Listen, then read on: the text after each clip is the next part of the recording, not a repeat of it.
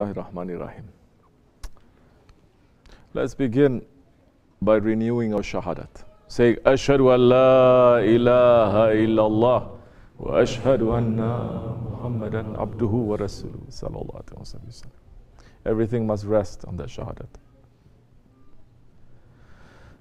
If it's not resting on that shahadat, declaring the oneness of Allah and declaring that Allah's oneness, the teachings, it is coming from the Holy Prophet ﷺ.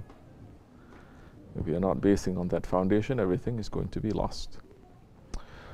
Move over there, the other way, the other way. Now I'm starting. Go the other way, go the other way. See? Yes. Everything, you see, everything is working at the Dergah, alhamdulillah. Showing everything. Just at that time, the most perfect time, then something has to happen. No one is to blame, of course. Everyone is coming with the right intention. But what is to be blamed? It is a heedlessness. It is a heedlessness. When you are not thinking, you're not pulling yourself back, you're not looking, you're not examining, you're not watching. You're not watching. Maybe some person may say, I was given that question, well, some of us are not so intelligent. Some of us are not so sharp. Some of us are this, some of us are that. What do we do then?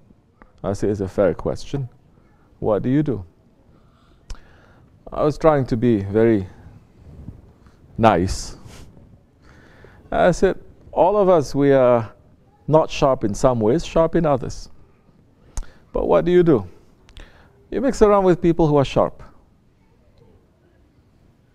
You mix around people who are sharp. Then you like them, they like you, you're going to be sharp too in no time. Just as you're good, you mix around with people who are bad. Before you know it, 1, 2, 3, you become bad. Just as a bad person mixes around with people who are good only, before you know it, he becomes good. A man's religion is on the religion of his friends. Who are you keeping friends? That's why Allah dost. You understand? Who are you keeping with your friends? Those who are the friends of Allah. Keep your friendship with the friends of Allah. Don't keep your friendship with yourself also. Here's the other thing. Don't keep your friendship with yourself. Learn to trust someone. Because if you have friends, you learn to trust them. So many times we're going through some difficulties, we don't trust ourselves, we ask them for help. This is what it means.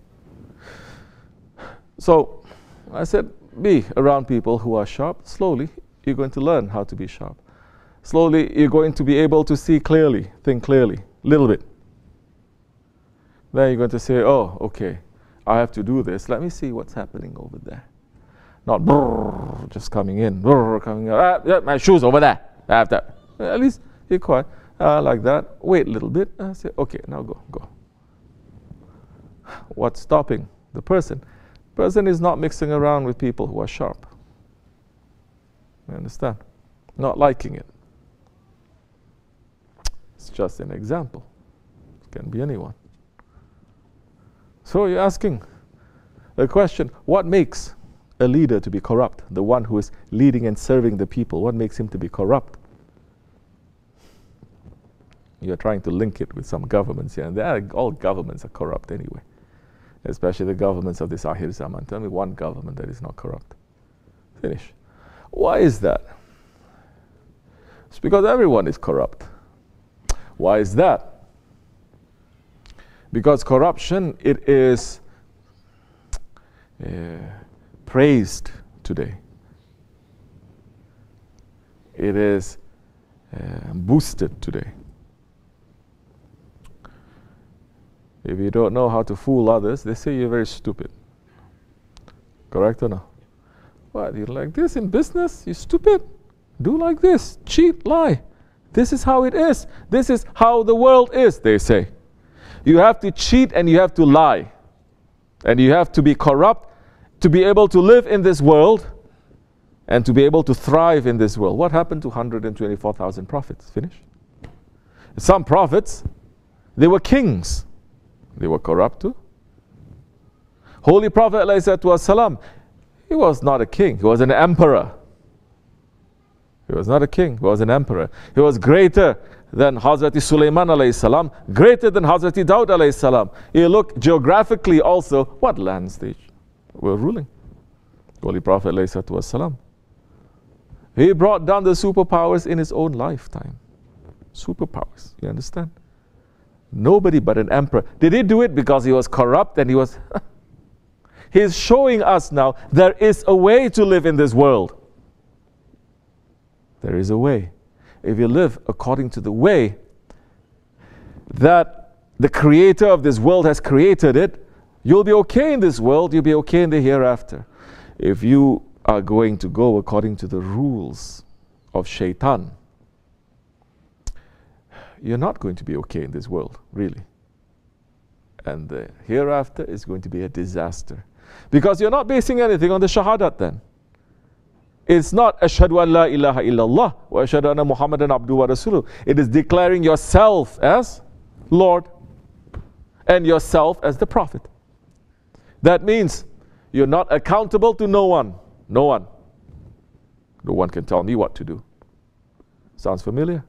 It used to be. Only the leaders are saying that. Nobody tells me what to do. Now everyone is saying that. Nobody tells me what to do. Who are you to tell me what to do?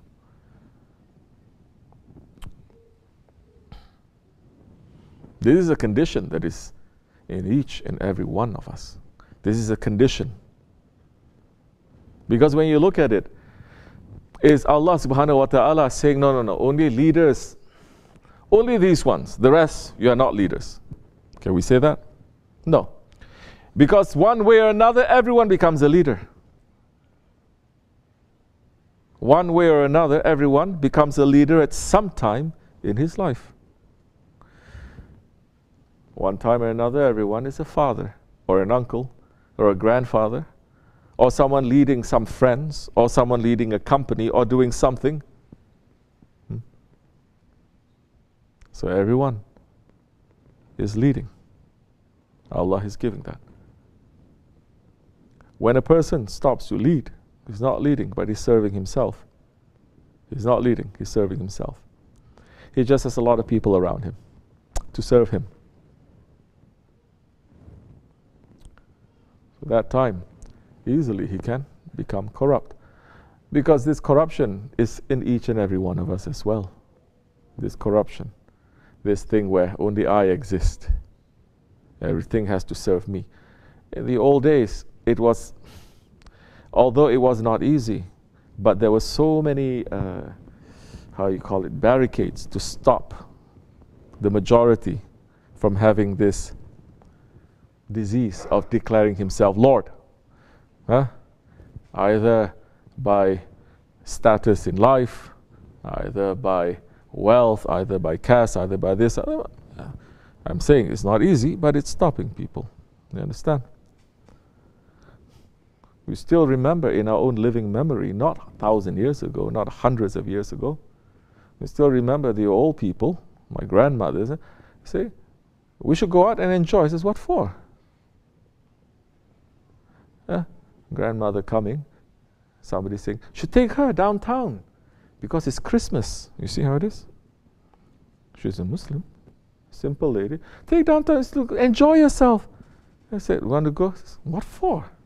Look at lights? What is that? Or saying, here's money for you. What am I going to do with this money? No, you can buy this, you can buy that.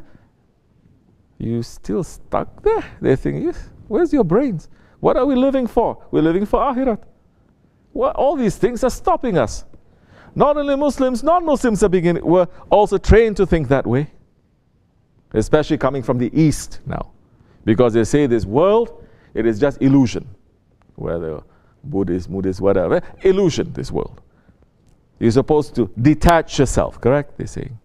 Now I'm seeing sometimes these yogis, they're very upset. I think you're upset. I say, yeah, because this yoga industry is billions of dollars. I said, and? Yoga is supposed to be the opposite of what it is today. It's not for your health. It's not supposed to be your blood circulation and to be healthy. They say all these things, it is a practice to free yourself from yourself. To free yourself from this world.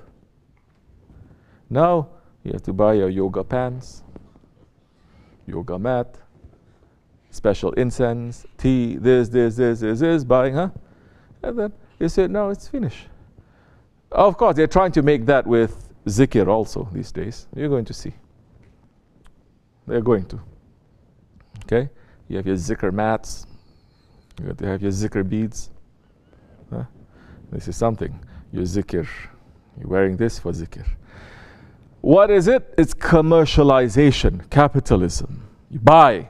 You have the money, buy whatever you want. You want honor, you want spirituality, you just have to buy. You don't like it, throw it out, buy another one. It's okay. So all of that is feeding into your corruption because it's serving yourself. It's not serving for something higher or greater or better than you. So, because the people coming from the East, older civilization, older. The way that they look at some countries, especially they say, how old are you? You know, sometimes I see 50, 60, 70-year-old people, they're saying, how old are you? They say, I'm 25. Still a baby, so much. They say in Turkish, what? So much more salt you have to eat. What does that mean? They say, oh, you have to go through certain phases. Even if I sit down and explain to you right now, you're not going to understand everything because the blood is still boiling inside. You understand? That person has gone through all of that, that is able to understand that and understand this as well. And sometimes it's not according to the age of the person, it's according to his experience. Sometimes it's not according to experience what Allah has given to him. The way that some nations, they look at, how old are you? Looking, 4,000-year-old nations, 5,000-year-old nations. Saying, how old are you? 300 years. 300 years. That's why you are like this. Still proving yourself, wanting to prove yourself, fighting always. Understand? You're still a teenager. You haven't even come to understanding why you are here in this world for. No. Islam, it is the oldest. It is the oldest. Especially tariqat, spirituality, it is the oldest. It comes with all of that experience and all of that wisdom, and it's now, if you have enough experience,